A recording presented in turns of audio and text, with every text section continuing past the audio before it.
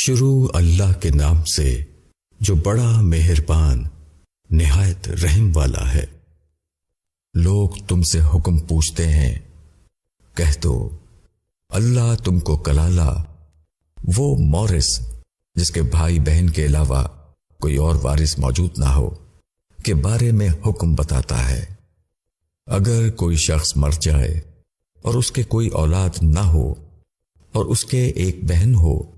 تو اس کے لیے اس کے ترکے کا نصف ہے، اور وہ مرد اس بہن کا وارث ہوگا اگر اس بہن کے کوئی اولاد نہ ہو،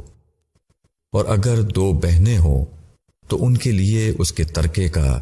2/3 ہوگا، اور اگر کئی بھائی بہن مرد عورتیں ہوں تو ایک مرد کے لیے 2 عورتوں کے برابر حصہ ہے۔ اللہ تمہارے لیے بیان کرتا ہے تاکہ تم گمراہ نہ ہو، اور اللہ ہر چیز کا جاننے والا ہے۔